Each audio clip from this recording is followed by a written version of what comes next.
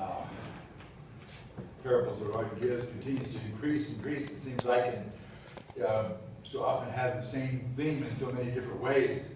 Whether we're looking at the young man who took and squandered his father's wealth and came back, and was welcome, but his brother denied him, or whether we're looking at what we heard last Sunday, and in terms of misuse of the Sabbath, not honoring that day. We looked at how the Jews had learned the lesson supposedly in the desert, where you gather enough for the day, and everyone would have enough. And we still don't learn.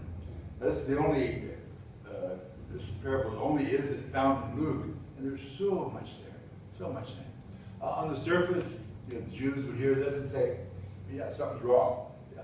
This is not the way it's supposed to be. It's not the way we learned it. If you're rich, that means God has blessed you. If you're poor, that means you must have done something wrong and God just doesn't like you. And if God doesn't like you, there's no reason in the world for me to like you and do anything for you. So that's a good way to give yourself an excuse not to be awful helpful. And yet, we also know the law and the prophets. And this is what Abraham tells them to pay attention to. The law and the prophets do call for them to love their fellow man, to love at least other Jews, to give them what they need to get on their feet, if you will. And this man was failing in that. So that's one of the stories that we see there where Jesus turns the tables upside down. And then we continue to look at it, this gospel, and we think, oh my goodness, what is happening? Certainly, he failed to be generous. He failed to help at all. He failed to even get the scraps off the table. But he failed in another regard. And that is to watch the language, just like the prodigal son. What did we say? Father Abraham. Both of them know Abraham as their father. Therefore, if you have the same father, what does that make you? That means, this is my brother. In other words, there is clearly recognition that God makes them brothers. God makes them members of one family. And if they're, again, one family, what should be the natural inclinations there in terms of helping your brother who is in plight? And then we go beyond that, and Luke does something that you don't always catch, but hopefully you did here today, because I keep talking about numbers. I say, how many of them were there? The rich man says, Father Abraham, I have 5 brothers. I have 5 brothers. How many of us does that make? That makes 6.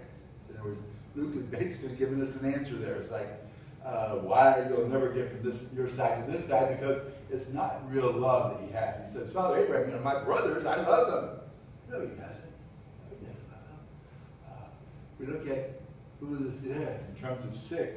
6 is 666. You've heard that word before. 666 is a sign of Satan, a sign of the devil. It comes up short. It is not what God had called them to be. 7 is that perfect number. 7 is heaven. And so we see 6 here, which would tell us this man is of the devil, really. He's given himself, he's sold himself to the ways of thinking of Satan. In other words, I get what I can for me, and his brother is probably out there doing the same thing somewhere else. It's all about me and how I can live comfortably with what I think God has blessed me with. That's what we focus back on the individual. But as we continue to look at it, what is the greater sin? The greatest sin here is he really did not even look at this man. This man is at his doorstep. And this is probably where all of us, in some aspect in our own lives, can find ourselves guilty. The rich man got used to him being there. It's like, well, better off not to even look. So I'll look past him and I go about my daily life. He was non-existent. And that's the worst thing that can happen to a human being. To be non-existent. A nobody. A nothing. And when you and I do that to others, we become one with this rich man. Because in some way, we are saying, I count and you don't. Now, it might be hard sometimes to look at our own lives and say, well, I would never do that. Well, how do we behave when we go through a mall and there's somebody in a wheelchair? We really take time for facial recognition. We really take time, even if we can't give people anything that might be asking for a handout. Can we recognize them as a human being made in the image of God?